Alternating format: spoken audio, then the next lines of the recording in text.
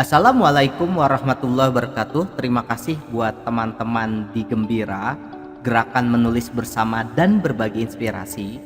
Saya Kang Mufti, founder Gembira, akan terus sharing dan bagaimana kita bisa berkarya bersama dengan Gembira dan juga bisa terus berbagi inspirasi.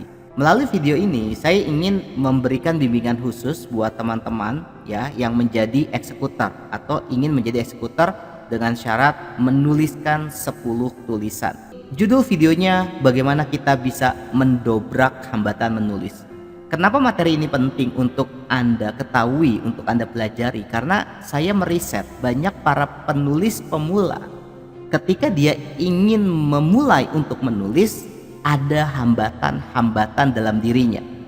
Ada mental yang membuat akhirnya dia terbatasi dan tidak bisa memulai gitu. Maka melalui video ini saya akan sharing ya. Tugas Anda silakan simak sampai tuntas. Saya mengucapkan apresiasi bahwa Anda sudah bergabung dengan Gembira. Terima kasih sudah menjadi bagian dari Gembira dan dilarang serta tidak diizinkan memposting atau menyebarluaskan video program ini tanpa seizin pembuatnya. Kenapa? Karena video ini khusus buat Anda yang sudah daftar dan juga menjadi bagian dari Gembira. Clear ya? Ini disepakati ya. Nah, mungkin bagi Anda yang belum mengenal saya, izinkan saya memperkenalkan diri terlebih dahulu. Perkenalkan, nama saya Kang Mufti. Aktivitas saya sebagai seorang motivator dan co-writer. Dan beda ya motivator sama motivator. Kalau motivator orang yang memberikan motivasi, kalau motivator orang yang memberikan motivasi. Dan juga saya sebagai seorang co-writer, saya membantu banyak orang untuk bisa menulis dan menerbitkan buku terbaiknya. Dan juga saya sebagai seorang self mapping expert fokus untuk menemukan peta diri setiap orang, karena sejatinya setiap orang perlu tahu peta dirinya supaya tidak tersesat dalam karir dan kehidupan. Dan juga sebagai seorang profesional helper membantu hambatan-hambatan emosi seseorang. Jadi hari ini saya menggunakan dua profesi saya, dua keilmuan dari profesi saya, yaitu helper dan juga writer ya. Insya Allah saya juga sebagai seorang founder Gembira dan penerbit buku langka Indonesia ya, bukulangka.co.id. Nah, kita akan mulai ya, untuk saatnya kita mendobrak hambatan menulis. Emangnya bisa? Lah, kenapa nggak bisa? Ini kan tentang mau atau tidak, betul ya? Karena sejatinya setiap hal itu, entah itu sukses dan gagal, itu pasti ada polanya. Sukses ada polanya, gagal pun juga ada polanya. Ya betul, karena setiap orang meninggalkan pola. Siapapun dia pasti meninggalkan jejak atau pola. Pertanyaannya, kita mau ikut pola mana? Dan itu terserah kita. Mau ikut pola orang gagal, orang sukses, penulis yang memang menulis dan menerbitkan banyak buku, atau penulis yang cuman hanya keinginan saja. Itu tergantung pola ya, tergantung pilihan terhadap pola yang kita inginkan. Kalau saya memilih pola orang-orang yang sudah sukses di bidangnya. Mudah-mudahan Anda juga ya. Oke, ternyata pola orang sukses itu ada. Apa kira-kira pola orang sukses? Pola orang sukses adalah mindsetnya benar, mindsetnya tepat. Dan secara fundamental ketika Anda ingin mengerjakan atau melakukan sesuatu, maka semua dimulai dari mindset. Semua dimulai dengan apa yang Anda pikirkan. You are what you think. Kamu adalah apa yang kamu pikirkan. Kalau kamu menganggap bahwa menulis susah, maka itu akan jadi susah. Kalau kamu menganggap menulis itu gampang, mudah, asal tahu caranya, maka menulis pun jadi kegiatan yang mudah. Jadi tergantung mindsetnya. Yang kedua juga tergantung sikapnya. Sikap adalah penentu kesuksesan setiap orang ya. Dari penelitian di Harvard University, 85% penentu sukses itu adalah sikap. Masalah teknis hanya 15%. Dalam dunia kepenulisan juga seperti itu. Saya melihat orang-orang yang akhirnya memulai menulis karena sikap dan mindsetnya tepat. Dan masalah teknis itu sisanya. Jadi di video ini saya tidak bicara tentang teknis, bagaimana teknis menulis, tidak. Saya bicara tentang mindset dan sikap. Supaya apa? Supaya Anda memulai menulis dan menjadi eksekutor. Clear ya? Saya akan bercerita tentang kuli bangunan yang ingin pensiun. Suatu hari ada seorang kuli yang pengen pensiun ya, dan sebagai permintaan terakhir sang mandor menyuruh untuk membuat rumah dengan bahan terbaik dan kualitas terbaik. Nah, sang kuli ya karena sudah ikut sang mandor berpuluh-puluh tahun dan ini adalah permintaan terakhir, akhirnya menyanggupi, siap untuk membangun rumah sesuai dengan permintaan sang mandor. Nah, kuli tersebut ternyata malah mengerjakan rumah tersebut seadanya karena dia pikir rumah ini kan bukan buat saya, rumah ini kan buat sang mandor gitu kan. Maka dia mengerjakan dengan biasa, mengerjakan dengan standar, bahkan mengerjakan dengan kualitas di bawah rata-rata dengan bahan-bahan yang standar. Dan menariknya, setelah rumah itu selesai dibangun, sang mandor berbicara kepada sang kuli, "Wahai Fulan, silakan rumah ini kamu miliki, kamu tinggali." Ya. Sang kuli kaget. Oh, ternyata rumah ini hadiah dari bosnya buat saya. Kalau tahu kayak gitu mah mendingan saya mengerjakan dengan sebaik mungkin. Kalau tahu gitu mah bahan-bahannya yang terbaik. Kalau tahu gitu mah saya akan full heart, sepenuh hati mengerjakannya. Tapi ternyata dia salah. Dan ini bicara tentang mindset. Selama ini ketika dia mengerjakan rumah, mindsetnya adalah rumah ini bukan buat saya, tapi buat sang mandor. Apa hikmah dari cerita ini? Attitude is everything. Jadi sikap itu menentukan cara kita mengerjakan sesuatu. Bahkan sikap itu menentukan hasilnya loh. Kayak tadi kuli dan mandor. Coba bayangin kalau si kuli itu sikapnya bagus. Ketika diberikan instruksi atau permintaan terakhir oleh mandor, entah itu peruntukannya untuk siapa, tapi dia berikan yang terbaik untuk mengerjakannya. Dan ternyata sang kuli menyesal, kenapa nggak memberikan sikap terbaik. Maka saran saya, sikap adalah penting, maka jaga sikap Anda. Attitude is everything. Ya, kesuksesan setiap orang dimulai dari sikap dan juga mindset. Nah, ternyata sikap dan mindset ini ada virusnya loh. Oh iya Kang, iya ada virusnya. Ada 2 virus yang mematikan. Apa saja? Virus yang pertama adalah PAM. PAM itu kepanjangan dari pembenaran, alasan, menyalahkan. Jadi kalau Anda sudah kena virus ini, maka bisa dipastikan apapun bidangnya, maka ya Anda tidak bisa perform gitu. Oke, kita akan contohkan virus PAM itu seperti apa sih? Oke, kita contoh virus tentang pembenaran. Ya, contoh virus pembenaran seperti apa? Contoh, wajar kan saya ibu rumah tangga, nggak ada asisten rumah tangga, jadi semua diurus sendiri, nggak sempet dong buat buku. Nah, ini pembenaran nih. Ada loh ibu rumah tangga yang sukses nulis buku, ada banyak bahkan gitu ya. Wajar kan saya sibuk, kerjaan banyak, deadline terus, jadi nggak mungkin bisa nulis. Ini pembenaran. Padahal banyak orang yang sibuknya jauh lebih luar biasa, tapi dia bisa menulis kok. Wajar kan saya jauh dari kota, nggak ada komunitas penulis, terus belajar sama siapa? Nah, ini juga pembenaran ya, padahal ada Gembira ya. Wajar kan saya seperti ini, jurusannya nggak nyambung, bukan dari jurusan sastra atau komunikasi, makanya nggak bisa menulis. Ini namanya pembenaran. Karena banyak orang-orang di luar sana yang penulis yang jurusannya nggak sastra, nggak komunikasi gitu ya. Contoh virus alasan. Saya kan punya anak banyak, jadi nggak sempat untuk menulis. Ini mah alasan. Banyak saya menemukan ibu rumah tangga yang punya anak banyak, dia sempat kok untuk nulis. Saya kan kliennya banyak, sibuk ngurus klien, jadi nggak bisa meluangkan waktu untuk nulis. Ya banyak kok klien-kliennya yang luar biasa tapi tetap sempat meluangkan waktu. Saya kan tinggal di desa terus jauh dari kota, jadi nggak ada tempat untuk belajar menulis. Itu mah alasan aja. Saya nggak punya laptop, jadi nggak mungkin bisa nulis. Ini alasan doang kan?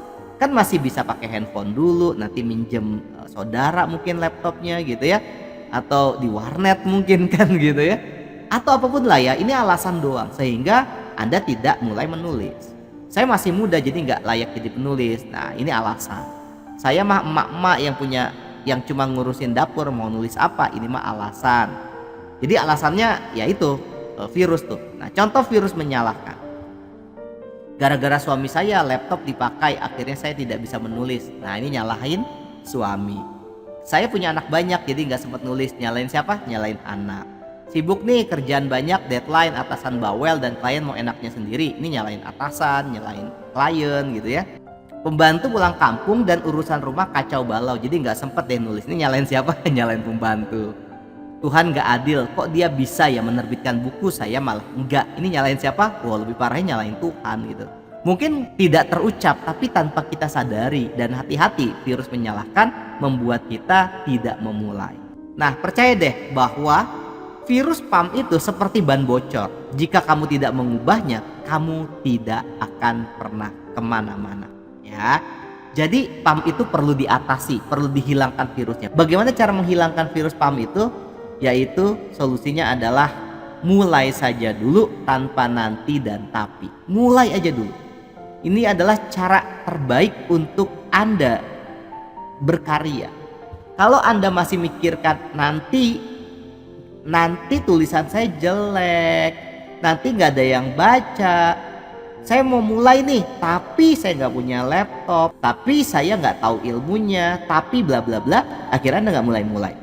Jadi solusinya mulai saja dulu tanpa nanti dan tapi.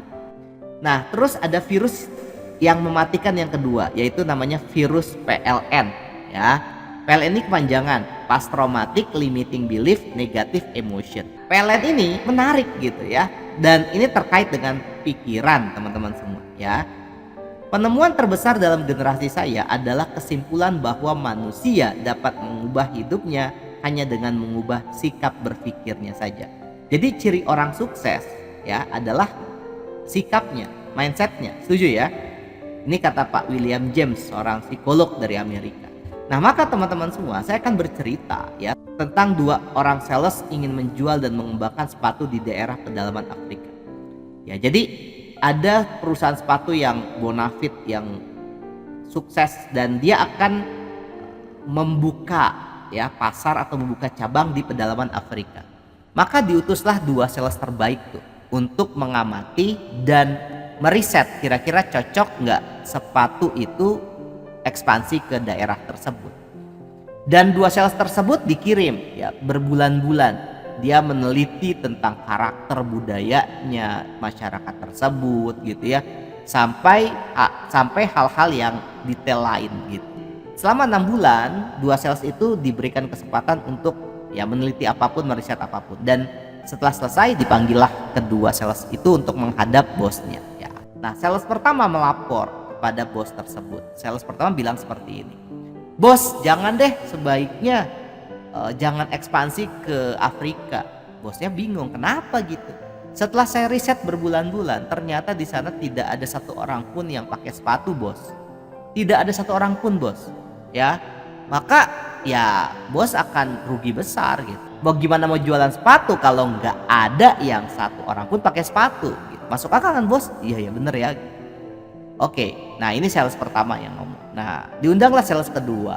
Nah, sales kedua ya menelitinya sama, risetnya juga sama, penduduk yang diteliti juga sama, bahkan waktu dan durasi juga sama. Nah, tapi menariknya sales kedua justru malah responnya berbeda. Dia bilang seperti ini, "Bos, keren bos, keren banget loh. Kenapa keren? Pokoknya bos harus ekspansi ke sana." Iya, kenapa? Alasannya apa?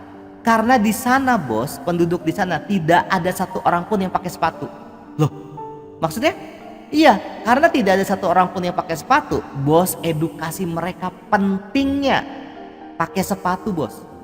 Ketika mereka sudah tercerahkan bahwa sepatu itu penting sebagai alas kaki yang bisa menjaga mereka, buat kesehatan mereka, maka bos adalah satu-satunya perusahaan sepatu yang bisa menguasai daerah tersebut.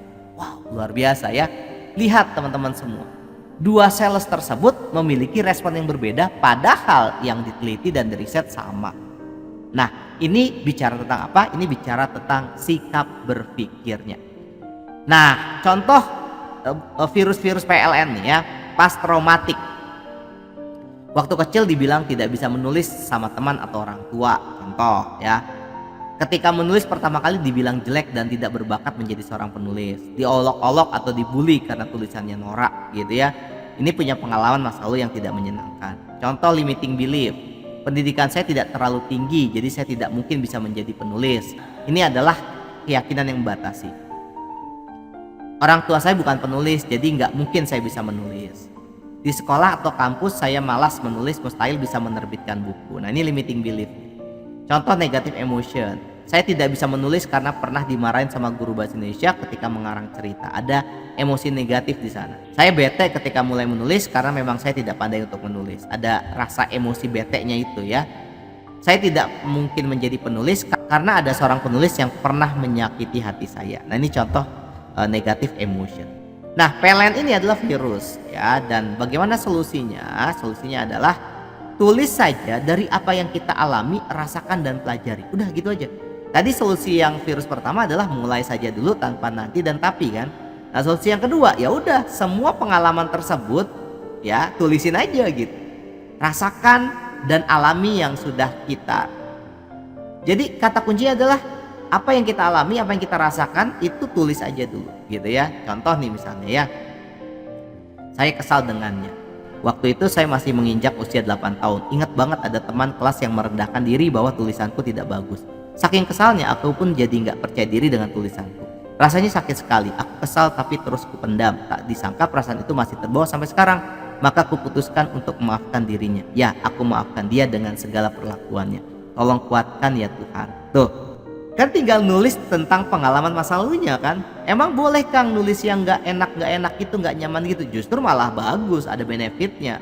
Namanya healing tuh. Healing dengan menulis gitu. Contoh lain ya. Hari yang apes, gue nggak ngerti nih kenapa rasanya sesak banget tiap kali ngelihat dia jalan bareng sama yang lain. Serius kayak ada yang nyangkut di tenggorokan. Padahal gue nggak tahu, nggak punya hak buat ngerasa gini. Kan kita juga nggak pernah deket, nggak pernah ada status apa-apa, cuman kenal doang, ngobrol dikit-dikit pas ada tugas kelompok, bla bla bla bla.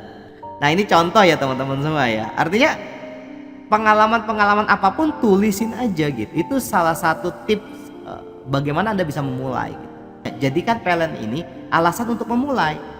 Ya berarti tulis aja tentang pengalaman apapun yang Anda rasakan gitu. Oke. Contoh lagi yang lain. Berdamai dengan masa lalu. Ya, ini juga sama gitu. Nah, Anda silakan memilih bahasa. Boleh pakai bahasa gaul, bahasa santai, bahasa yang elegan. Apapun bebas ya. Jadi menjadi seorang eksekutor untuk menyelesaikan 10 tulisan, tentunya 30% atau 3 tulisan itu puisi, 7 tulisan itu non puisi. Nah, di non puisi itu Anda boleh nulis dengan gaya apapun. Boleh narasi, eksposisi gitu ya. Deskripsi apapun ya, bahkan esenendika, gaya curhat apapun ya. Supaya apa? Supaya terbiasa untuk menulis. Clear ya? Nah, ini adalah contohnya teman-teman, silakan action ya. Siap nih ya? Siap ke? Oke, kalau siap mantap ya. Selamat menulis dan selamat menjadi seorang eksekutor. Bersama Gembira, gerakan menulis bersama dan berbagi inspirasi. Sukses buat Anda. Wassalamualaikum warahmatullahi wabarakatuh.